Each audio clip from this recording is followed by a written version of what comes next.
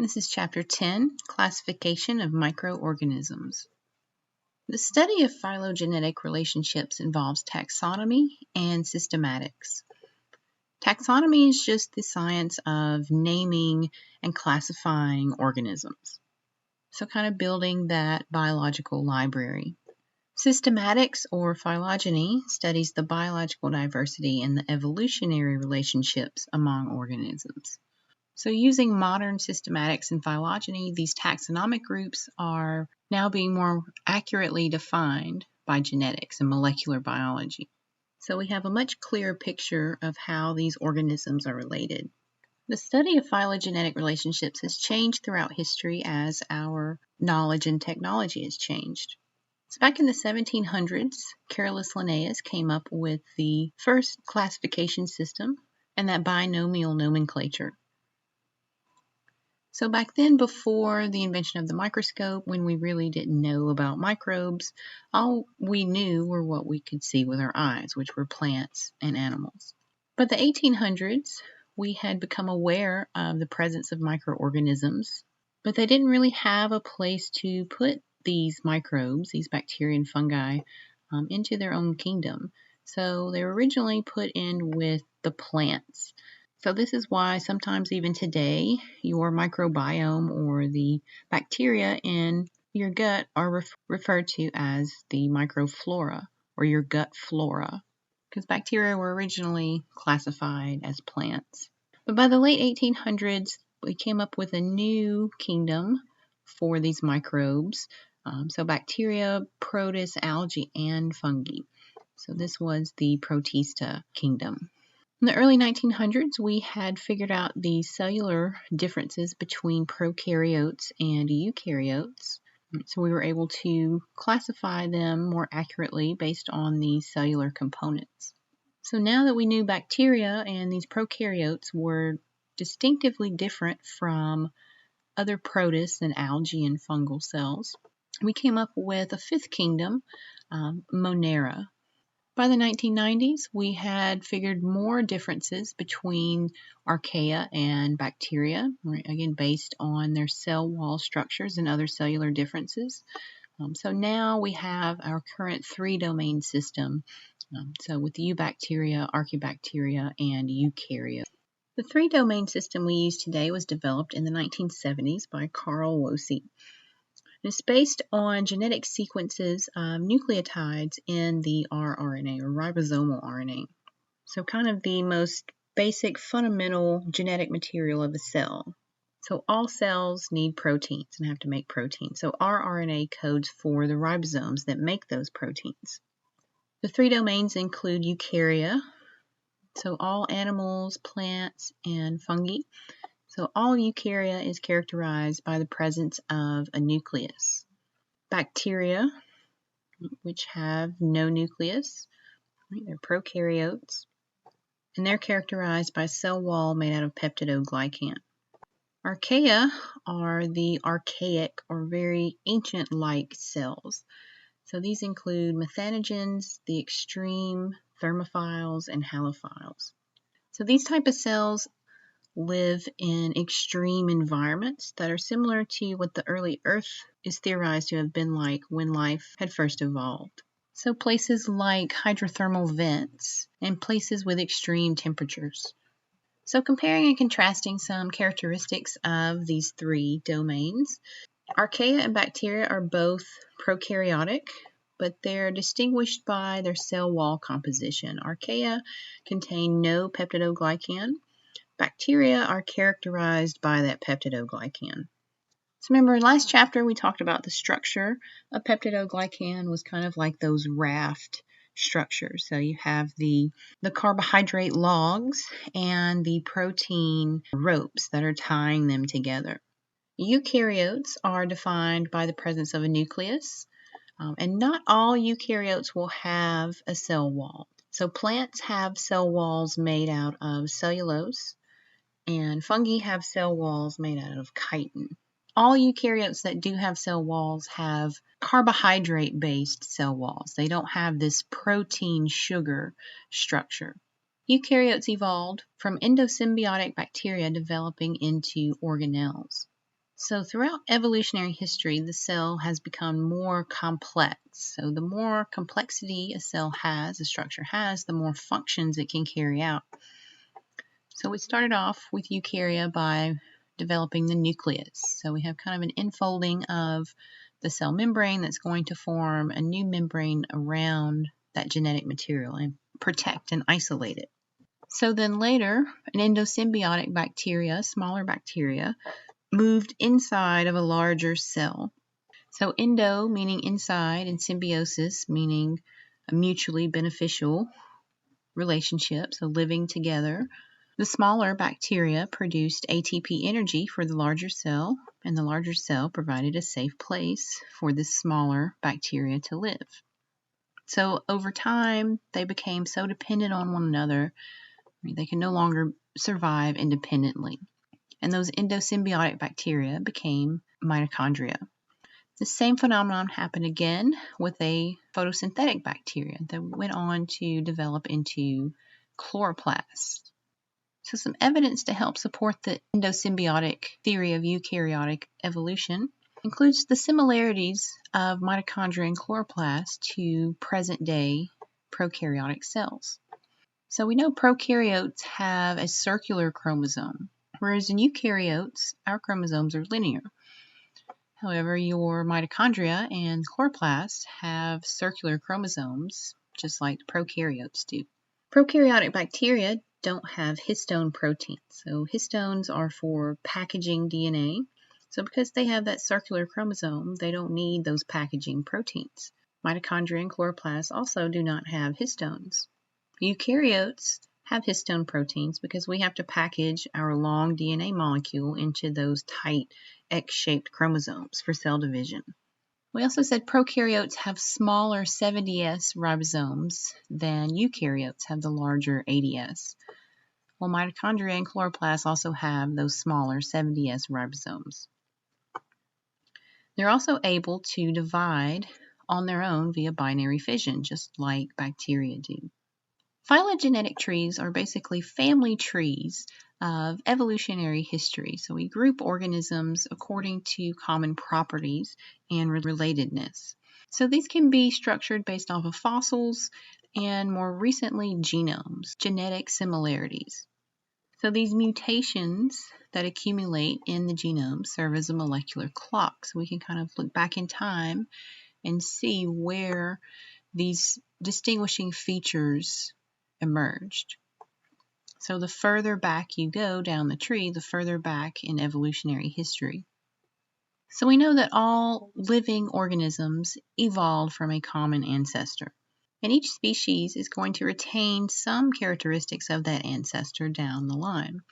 Even if they don't express some of those traits, they should still have that genetic material and those genes. So looking at this example, so everything from this point forward has a spine, and they share a common vertebrate ancestor. So a lamprey is just a jawless fish. So everything below this node, or this branch point on this tree, would be an invertebrate. So it doesn't have a spine. So things like corals and clams, insects. So our next node is the common jawed vertebrate ancestor. So everything after this point forward has a spine and a jaw. So we have a jawed fish, right, versus a lamprey, which does not have a jaw. So having a jaw is going to expand the feeding range of these organisms. Right? Another mutation in our evolutionary history. Right? So now everything from this point forward has a common tetrapod or a four-limbed ancestor. Right? So now we've evolved our four-limb body structure. Right? Continuing up our phylogenetic tree. Right? So a common amniote ancestor just means that everything from this point forward can now lay eggs or have offspring on land. Right? So now we have moved out of the water. So newts have to lay their eggs in water. Fish, right, and lamprey have to lay their eggs in water. But now we've moved out of the water and onto land. So new habitats, right, will drive new evolution. And then our last node is a common mammal ancestor. So all mammals have mammary glands, so they produce milk to nourish their young. So when you're interpreting one of these phylogenetic trees, basically the closer the organisms are, the closer their branches are, the more closely related they are, evolutionarily speaking. So a chimpanzee and a bear will be more closely related, more closely genetically related than chimpanzee and a fish. So they still share some genes. They do have these common ancestors from here. So the further away they are on the tree, the more distant related they are. The closer they are on the tree, the more closely related. We use scientific nomenclature or binomial nomenclature, this two naming system, to name organisms, because common names can vary with languages and geography. So in this example, a cougar or a mountain lion or a puma or a Texas panther, right, are all common names for the same organism. So if we have a scientific name, right, Puma concolor, the scientific name, this binomial nomenclature, is used worldwide as a standard, so we can consistently and accurately name these organisms. So no matter where in the world you are, right, we'll know what organism we're talking about if we use the scientific name. Universal naming system. Sometimes a scientific name can be descriptive of an organism, or it can honor a scientist who was involved with the discovery or working with that animal or organism. So some examples: Salmonella enterica bacteria. So it's named after the microbiologist Daniel Salmon. The species name or the specific epithet is descriptive of where it's found in the body, in the intestine. So entero is a term for the intestines and GI tract. Streptococcus pyogenes. So the genus Streptococcus tells us that it's strepto chains of coccus, spherical shaped cells. Pyo means pus, so it's a pus-forming bacteria. Saccharomyces cerevisiae. So Saccharomyces tells us it's a fungus, right? So myces, because fungi produce mycelia, and it uses sugar, saccharose. Right, so saccharin means sweet, so saccharose means sugar, polysaccharides. Cerevisiae, right, so cerveza, right, means beer, makes beer, right, so más cerveza, por favor. The taxonomic hierarchy that we still use today is based on a series of subdivisions developed by Linnaeus in this classification system. Eukaryotic species are defined as a group of closely related organisms that can breed and produce viable offspring. So in order for organism to be considered a true eukaryotic species, it has to be able to interbreed with others in its species, and it has to produce offspring that can also reproduce. You could have different species interbreed and produce hybrid offspring, but these offspring are typically sterile and unable to reproduce on their own, so they're not able to continue that genetic lineage. It's an evolutionary dead end. So common example is a mule, right? So a mule is a cross between a horse and a donkey. So they can interbreed, right, and produce an offspring, but because of the genetic differences between these two species, the offspring would have an incomplete set of chromosomes. So it's not going to be able to reproduce on its own. So a horse has 64 chromosomes, a donkey has 62. For sexual reproduction and meiosis to work properly, you have to have an even number. So we have an even division, right, and an even pairing. So you get a full set from mom and a full set from dad. Right? Well, because his mom and dad have a different amount of chromosomes, he's left with an odd number, 63. Here's a few real-life examples of some interesting eukaryotic hybrids. So this is a liger. So ligers are the result of a male lion mating with a female tiger. So because of that mismatch of the chromosomes, ligers are missing the gene that slows down their growth. So all ligers will suffer from this gigantism and be huge animals compared to their parent species. If we have a male tiger mate with a female lion, we get a tigon, kind of the reverse of the liger. So these hybrids are generally named first for the male species and then the female. So a tigon has a tiger father, a liger has a lion father. This is a zonkey, so a zebra-donkey hybrid. These are growler bears, or sometimes more cutely called a pizzly bear. So it's a polar bear, grizzly bear hybrid. So even though these animals can interbreed and produce offspring, like I said, they're not going to be viable offspring. So we won't be able to make new species from these hybrids. They're pretty much going to be genetic evolutionary dead ends. Another reason why is in nature, these species would never have the opportunity to interbreed. They would never cross paths with each other. So tigers and lions live on completely different continents. And it's extremely unlikely for a zebra to encounter a donkey or a grizzly bear to encounter a polar bear. So while it is possible it could occur if they're on the same continent, it's not going to be a common enough occurrence, again, with this non-viable offspring. Classification of prokaryotes is a bit different because they do not undergo that sexual reproduction and that shuffling of genes. So prokaryotic species are defined as a population of cells with similar characteristics. When we refer to a culture, we're talking about bacteria that's grown on laboratory media. So in lab, we deal with bacteria cultures in broths, tubes, and plates. A clone is a population of cells derived from a single parent cell. So if you do an isolation plate, so these are all derived from that original inoculation you did. So they grew from that one parent cell.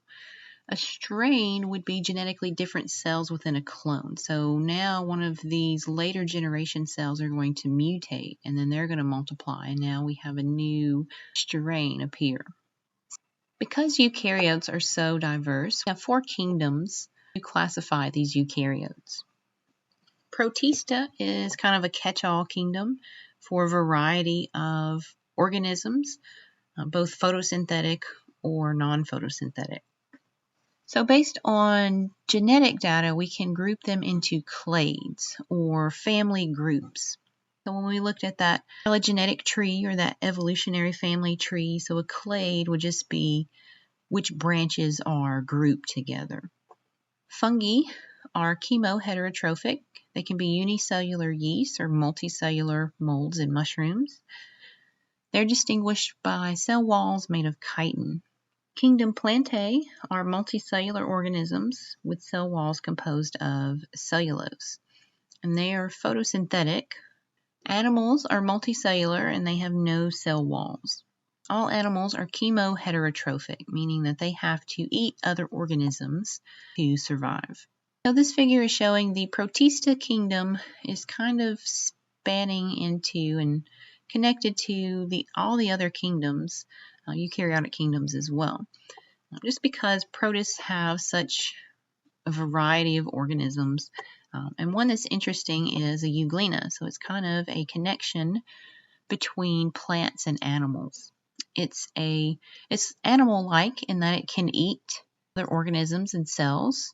It has a flagella, so it can swim. It has a eye spot, so a very primitive eye, so it can detect light and swim toward light stimuli. But it also has chloroplast, so it can undergo photosynthesis like a plant does.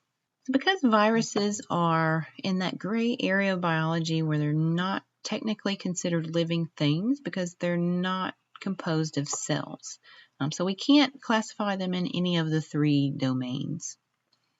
All viruses require a host cell to function and reproduce.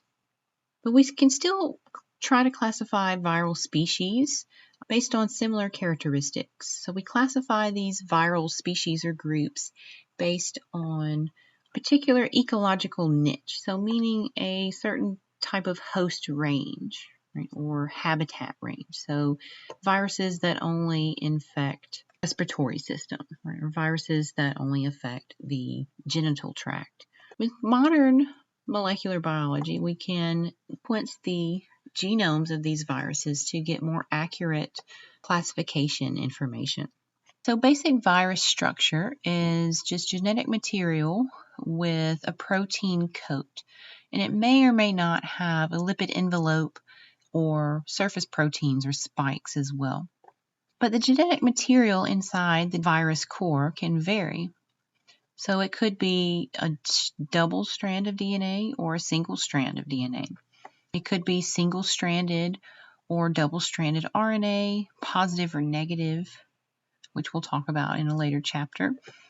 Classification of microorganisms involves placing them into groups of related species. So we have lists of characteristics of known organisms that serve as a means for comparison to aid in identification. So we have kind of a reference of known organisms and known characteristics.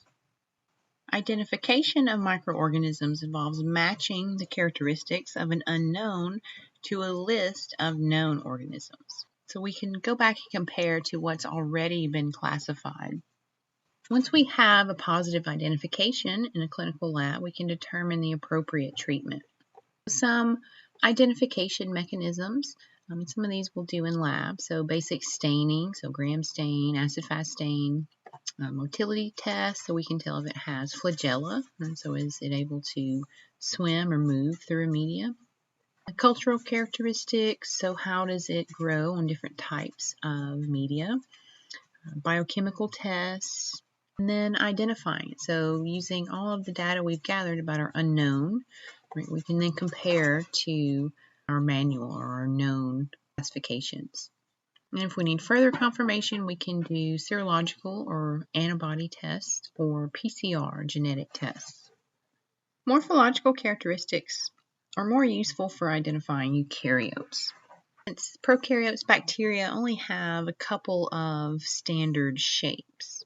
So we use differential staining to help differentiate or distinguish between different bacteria based on cell wall differences. But these differential stainings are not useful if the cell doesn't have a cell wall. So then we can also use biochemical tests to determine the presence of certain enzymes, right? Because enzymes are proteins, and all proteins are genetically coded. We can use this metabolic and morphological characteristics to identify bacteria using dichotomous keys.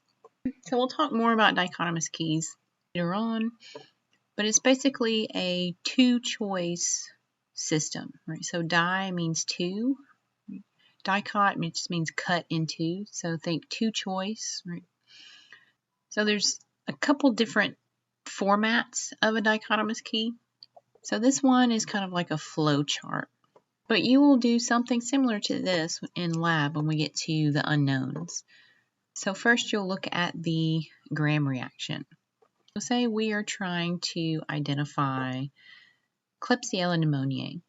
Right? So we look at the Gram reaction. Is it Gram positive or Gram negative? Right? So we see a Gram negative cell. Right? So we do a biochemical oxidase test. Right? So if it's oxidase negative, meaning it doesn't react, it doesn't have that enzyme, so then we do a citrate test. So if it uses a citrate, then we have our Klebsiella pneumoniae. One a bit more simple. So if it's Gram positive and it's a coccus, right, then our option would be Staphylococcus aureus. Biochemical tests determine the presence of certain bacterial enzymes. So how they metabolize different substances, if they have the enzymes to react with certain substances. A rapid identification method can perform several of these biochemical tests simultaneously. So instead of having Petri plates with all of these individual types of augers, we have wells with small sections of different types of augers. So every well is a different type of auger that does a different type of biochemical test. So if there's reaction, you'll see color change in the augers. So using these results gives you a code that you can then look up in a manual to help you identify bacteria. Serology is the study of serum and their immune responses in serum, blood serum. All microorganisms are antigenic, meaning that they're going to stimulate an immune response in the form of antibodies. Antibodies would then circulate in the blood serum in circulation. So antigen just means antibody generating. So it's something that's going to cause the body to generate antibodies. An anti-serum is a solution of antibodies that's tested against an unknown bacteria. So we take the antibodies that have already been produced and we introduce them to a microorganism. So in this example, the slide agglutination test. If the bacteria have those antigens, then these antibodies will bind to that bacteria. It will appear as an agglutination or a clumping of the cells. So this is how antibodies work, right? They surround pathogen, bind to the proteins on the surface, mark it for destruction. So the serological testing can help differentiate between species or strains within a species. So we did pretty much the same type of procedure in Anatomy 2114, right, with the blood typing. So if you remember, we did 3 drops of blood, right, and you added an anti-serum to each drop. So we did anti-A, anti-B, and anti-RH. If you had A-type blood, then the anti-A serum would cause that clumping on that particular drop of blood. So if you were B-type blood, then you don't have any A antigens that would react with our anti-A antibodies, so it would be a negative reaction. So antibodies are very specific, kind of like a puzzle piece or a lock and key mechanism. They're only going to bind and attach or clump cells that have that specific type of surface protein or antigen. So if you suspected a patient had a particular type of infection, you could treat a sample with the known antibodies, and if there's agglutination or clumping, then you know those particular bacteria cells would be present. ELISA tests, or enzyme-linked immunosorbent assay, is a biochemical test where we have known antibodies tested against an unknown type of bacteria. If the bacteria of interest is present, a reaction will occur that helps us identify and locate that bacteria. So how this works is an antibody is adsorbed or attached to a well, right? So this would be one of these wells here. So then we add the patient sample, and it's going to attach to that antibody. So it's going to kind of keep it in place. So now our enzyme-linked antibody for our test antigen, so the bacterial proteins that we're searching for to see if that bacteria is present, right? So if present, we'll bind to our sample, our patient sample, and they have these enzymes that will then have a reaction and cause a visible color change. So we're able to detect the presence of those particular proteins from that specific bacteria. So ELISA tests can be performed multiple tests simultaneously, and the results are read by a computer scanner. Western blotting is similar to ELISA, but it's identifying the antibodies in the patient serum, not the bacteria. Instead of identifying which bacteria are present, we're identifying which antibodies are present. So this is used to confirm HIV and Lyme disease infections.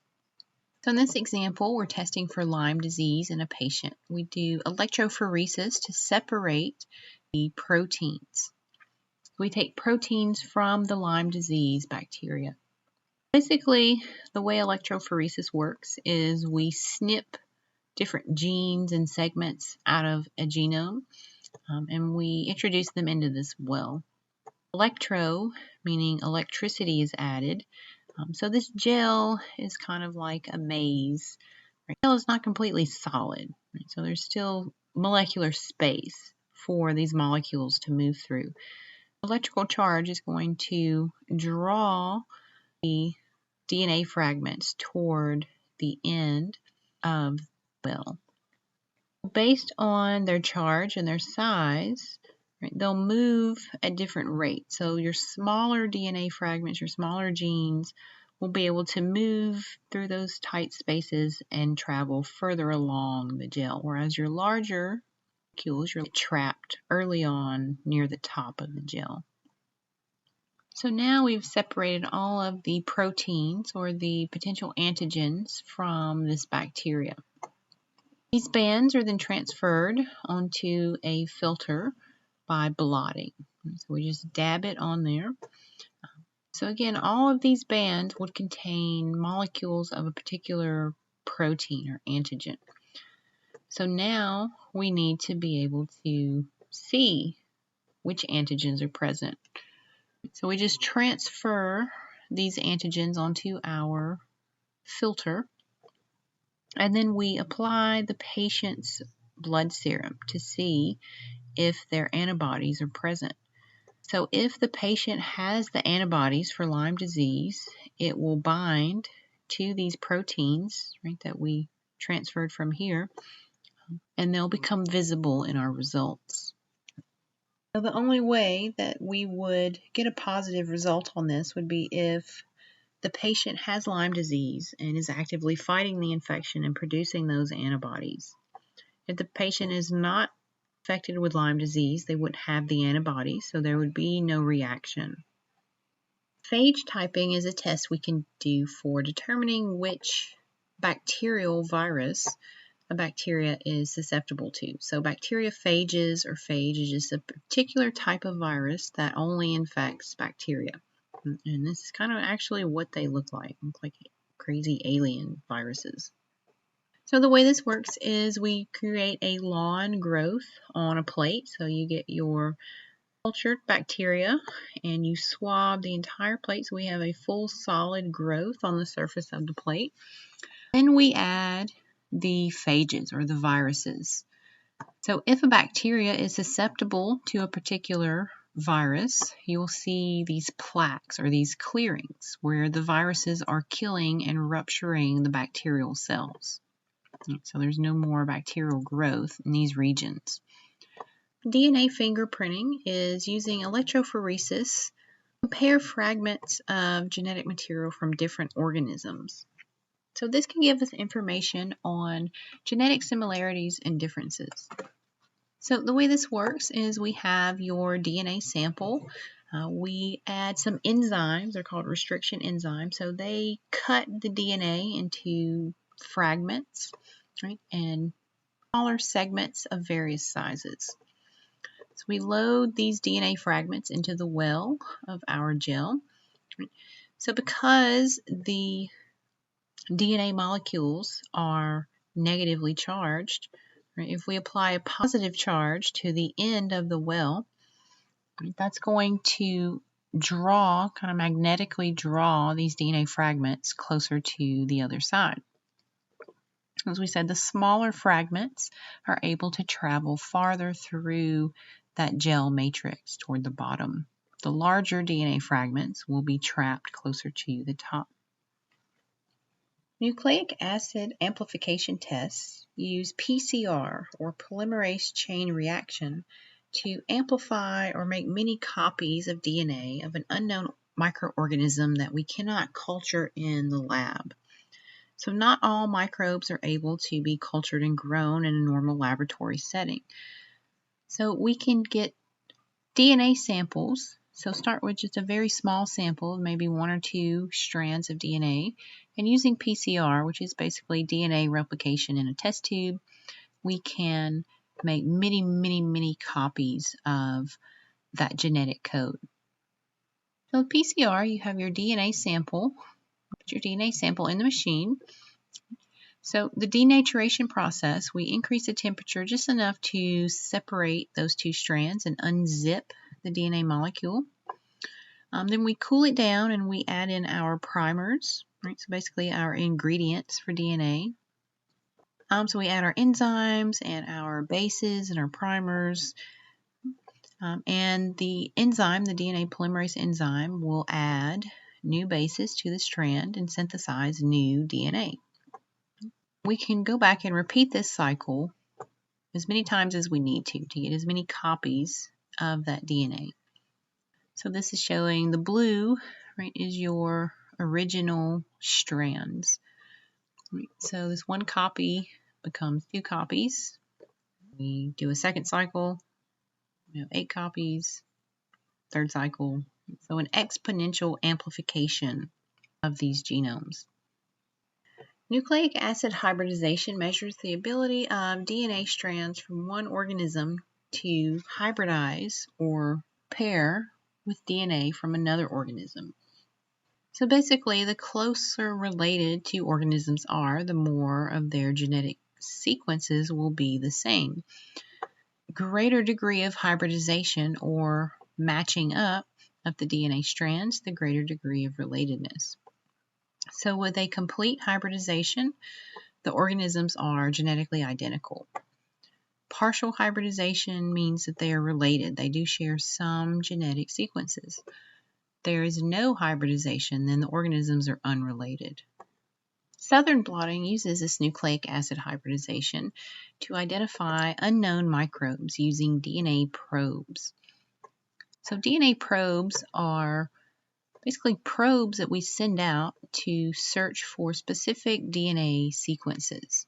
So these are cloned DNA fragments that are marked with fluorescent dye.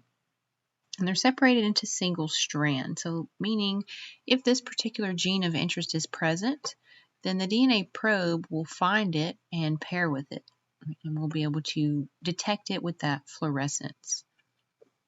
So in this example, we're looking for Salmonella DNA. So we have our DNA probes and our unknown bacteria. So we obtain the DNA from the unknown bacteria and we separate it into single strands. So if we don't separate it, the DNA is in a double strand, then our probe won't be able to bind a complementary base pair with our strand. So we separate our unknown DNA into single strands, and then we add the DNA probes. So the DNA probes will hybridize or join up with that Salmonella DNA. DNA from other bacteria, since it's not the gene we're looking for, it won't base pair with our probe, so we won't get that reaction. DNA chip, also known as a microarray, contains multiple DNA probes and detect pathogens by hybridization between the probe and DNA in a sample. That's then detected by fluorescence. So it's basically doing many DNA probe tests simultaneously. So we can have hundreds of thousands of single-stranded synthetic DNA sequences, and each one can be unique to a different gene. So these are all known genetic sequences. So now we take our unknown DNA and convert it into a DNA probe. Our unknown DNA probes inserted into the chip would hybridize with the DNA preloaded, the known DNA that's on the chip. So any tagged DNA will only bind to its complementary DNA. So it'll only bind to the same genetic sequences. And then we'll be able to detect this by that fluorescence. So in the southern blotting, we're putting known sequence DNA probes to an unknown sample. With DNA chips, we're putting unknown DNA probes tested against known DNA sequences on the chip. Fluorescence in situ hybridization, also known as FISH, is basically using those fluorescent DNA or RNA probes on living organisms and living cells. So in situ just means in place, right, or in a living tissue or cell. So this can help determine identity, abundance, and relative activity of microbes in an environment while they're actively in an environment and alive. So putting these classification methods together. So we talked about dichotomous keys, right? So meaning cut in two. So it's basically, right, so two choices. I think when you were a kid, those choose your own adventure books. Right? So if you want this to happen, turn to page 6. If you want that to happen, turn to page 10. Right? So it's kind of like that in that we lead ourselves to the identification of an unknown based on these successive questions. Right? So the example we looked at before, is it gram-positive or gram-negative? Right? Is it a coccus or a rod? Right? Is it acid-fast? So this is one example of a dichotomous key, kind of this flow chart format. So these help us with identification. Diagrams are those evolutionary family trees, so maps that help show evolutionary relationships among organisms based on genetic sequences. Right, so again, the closer they are, the closer their branches are on the tree, the more closely related they are, and vice versa. So the further away their branches are, the more they've branched out, the more distantly related they are. So in this example, we've sequenced the rRNA of these organisms, right, and found the percent similarity between each one. Right? So using that percent similarity, we can say Lactobacillus brevis and Laxidophilus, right, are 70% similar. Right? So they share 70% of the same gene. So they're going to be the most closely related here. Remember, so each branch point or node is going to represent a common ancestor, so kind of an evolutionary fork in the road, so where that evolution diverged. So this is another example of a type of dichotomous key format. So instead of doing the flow chart format, we can do kind of this question format. So this is just an easy example to kind of see how it works. So we'll start with this guy here. So question number 1, mouth open or not open? So his mouth is open. So it says mouth open, go to question number 2. So arms or no arms? He has no arms. So Alienus quadrologicus. Yep. So this guy here, starting over. So his mouth is closed, not open. Go to question 4. He has no horns. Go to question number 5. And he has no legs. So that's his scientific name. So when you do these dichotomous keys, the end result should only land on one species. So you can't have 2 possibilities for an alien with legs.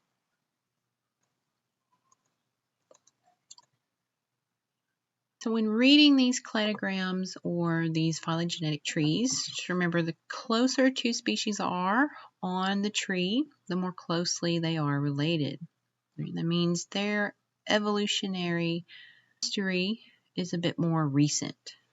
Sometimes these cladograms will list characteristics that make the organisms different.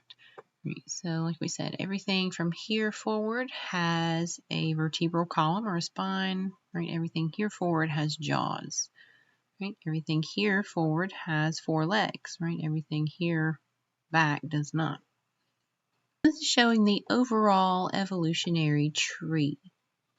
So we can see a wide, expansive diversity of all life radiating outward about 2 billion years ago. So closer to the center, so this would be the beginning of the Earth. So the Earth's about 4.6 billion years old. Life is thought to have emerged around 3 billion years ago. But for the majority of that time, so let's see, for about the first billion and a half years, it was just bacteria, these single-celled organisms. Eukaryotes evolved around 1 to 2 billion years ago and just exploded in diversity from there. So it all goes back to the complexity of eukaryotes. So bacteria and archaea are very simple cells. They're single cells, so they don't have a whole lot of complexity. Eukaryotes, so now we have a division of labor within the cell itself, so within the nucleus and the organelles, and then we can form multicellular structures, and we can specialize even further. We can have specific body plans and organs and organ systems. So the more complexity you have, the more functions you can carry out. This also shows different the Cambrian explosion, mass extinctions. So one of the most recent mass extinctions, right, was the dinosaurs. Right, so about 65 million years ago. So see, their branches and their lineage just kind of shuts off. But if you look at around that same time, right, is when mammals began to flourish. So really, if it weren't for the extinction of the dinosaurs, mammals, humans probably would not have ever evolved. Right? So the lack of those dinosaur predators now allowed the mammals to expand. And then all the way at the very tip of the last branch today is humans. A very tiny blip on the evolutionary calendar.